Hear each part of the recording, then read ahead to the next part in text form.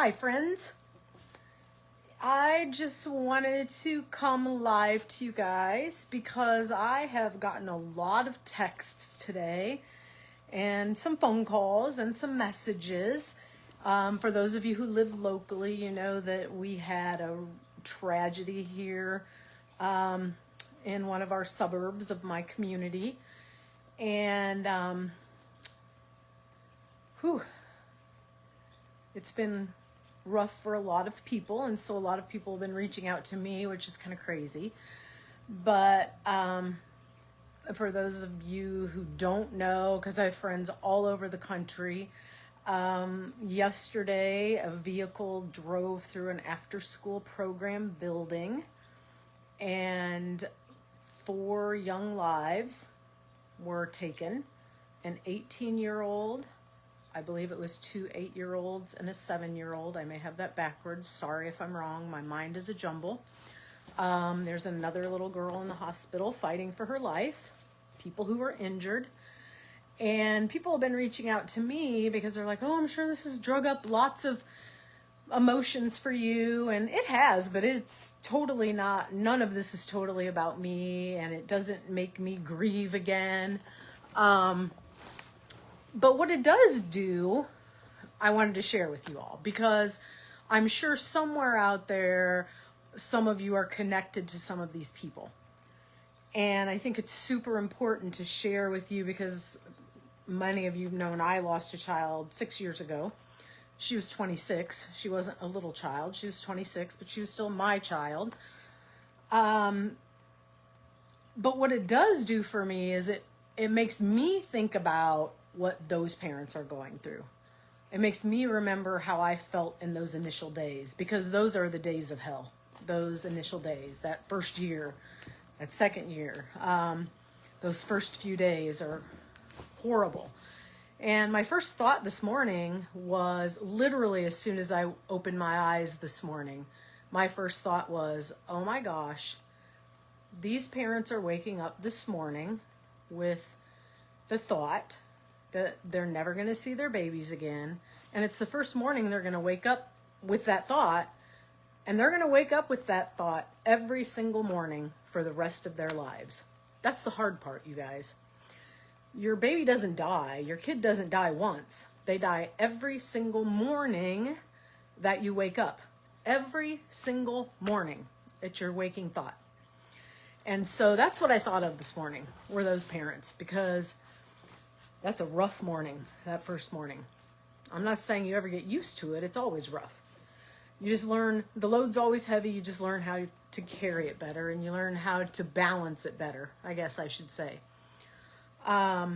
So while I shared about this tragedy, I don't want anyone saying to me, I'm sorry for your loss, we're praying for you. Don't pray for me, and don't tell me you're sorry for my loss, because none of that was my loss. That grief and all of that belongs to those families and those people who love those babies and their friends. My sadness comes from, I hate that other people have to feel the way that I have felt. That's what I hate. And that's what I wanted to share with you all, is that part. I would never take that grief on for myself. It's not mine to have. And also, people have reached out and said, what do we say? Like, I don't even know what to say. It is important what you say. I'm not going to say it's not important what you say. But the big thing is, if you know these parents, if you know the people who love these babies, don't avoid them because you don't know what to say. Don't be afraid to say these babies, these kids, I call them babies because they were these parents' babies. Don't be afraid to say these kids' names. Don't be afraid to talk to these parents about their kids. Many people say, well, I don't want to bring them up because I'm afraid, I don't want to remind them. You're never going to remind them of their kids. I guarantee you, we're thinking about our babies all the time. All the time. They're always in our head. It will make us happy when you talk about our babies. We might cry. You're going to have to deal with that. But it will make us happy when you talk about our babies. So please do it. The things you don't want to say, and the things that will rub people the wrong way are, oh, well, heaven needed more angels. God only takes the good ones. Well, at least you have 2 other kids. Think about your other kids. Oh, don't say that. Those are horrible things to say. Horrible things to say. The best thing you can say is, I love you and I'm here for you. That's it. That's all you got to say. A lot of times people will say, oh, call me if you need me. Nope. They're not going to call you. I promise you. They're not going to call you.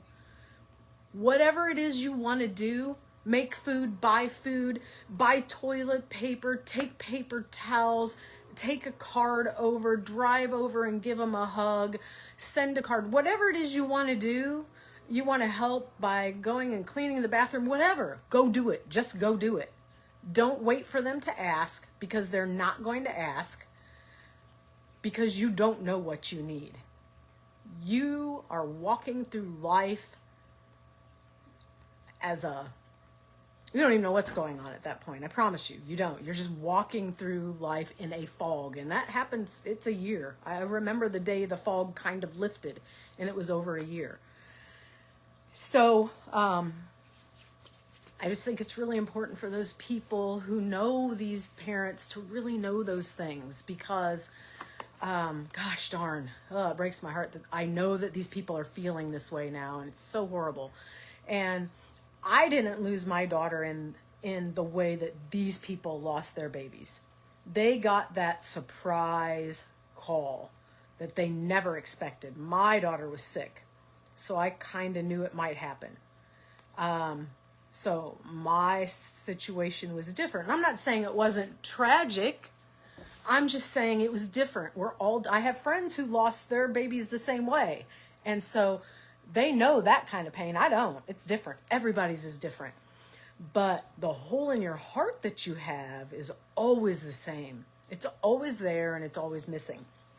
And so I started thinking about a book that I bought. I actually bought it when Shelby died, and I shared it with Mayla Grace, and I've shared it with her, since Shelby died. And I'm going to read you a book this afternoon. It's going to be like story hour. I told a couple of my friends if they wanted me to come and read this book at a story hour, I would. I'm just going to read it online because I think it's a great book for this situation.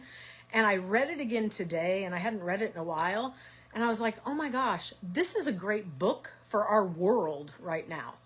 Because our world is a really sad, sad place. And if you just look at the comments on some of the stuff about the accident, like, oh gosh, anyways, I'm not even going there. But and I know this is backwards, but Facebook Live changed they don't have the magic wand to flip this so it's not mirrored anymore. So I can't even, I'm trying to look and see if it's here anymore. Oh, maybe this is it. Nope, that's not it. Hold on. I'm trying to see if it'll let me turn this so it's not mirrored, and I don't know how to do it anymore. So, hi Jake Iltz, that's my son. That's my other kid, Jake Iltz, the infamous that nobody knows exists. But this is called The Invisible String, and I'm sorry it's backwards, but I can't figure out how to not have this mirrored anymore. It used to have a little magic wand, and you can't do it. So I'm just going to read this to you, and I'll show you the pictures as we go. To the Children of the World and the Magic of Their Strings, and this is written by Patrice Karst. Liza and Jeremy, the twins, were asleep one calm and quiet night. I wonder if I can read it like I used to when I was a teacher. I didn't wear trifocals back then, but oh my gosh. Suddenly, it began to rain very hard. Thunder rumbled until it got so loud that it woke them up. Mommy, Mommy, they cried out as they ran to her. Jake, I haven't read you a book in years, right?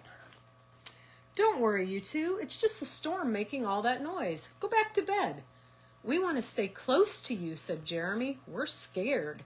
Mom said, you know, we're always together, no matter what. But how can we be together when you're out here and we're in bed, said Liza. Mom held something right in front of them and said, this is how. Rubbing their sleepy eyes, the twins came closer to see what Mom was holding. I was about your age when my mommy first told me about the invisible string. I don't see a string, said Jeremy. You don't need to see the invisible string. People who love each other are always connected by a very special string made of love. But if you can't see it, how do you know it's there? Who, I'm going to cry. Give me a minute.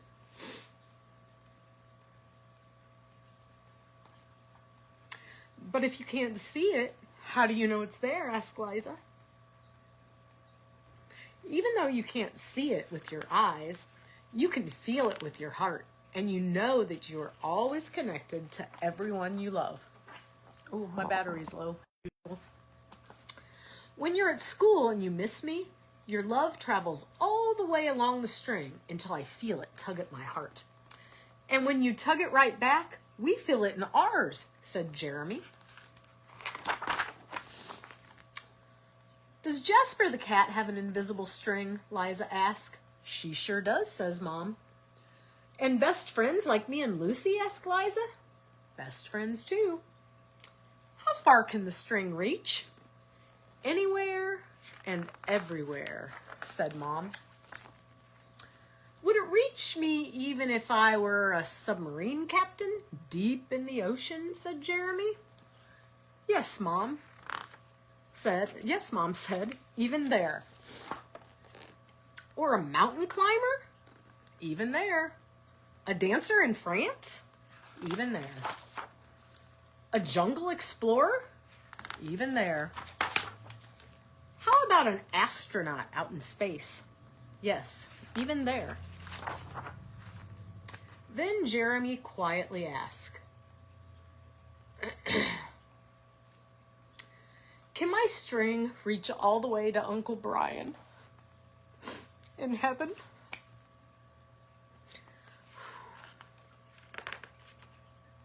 Yes, even there. Does the string go away when you're mad at us? Never, said Mom. Love is stronger than anger. And as long as love is in your heart, the string will always be there. Even when you get older and can't agree about things like what movie to see, or what game to play in the back seat, or what time to go to bed, oh, that's right, you two should be in bed. And with that, they all laughed as Mom chased the twins back to their beds. Within a few minutes, they were asleep, even though the storm was still making the same loud noises outside. As they slept, they started dreaming of all the invisible strings they had, all the strings their friends have, and their friends have, and their friends have, and everyone in the world was connected by invisible strings. And from deep inside, they could now clearly see no one is ever alone.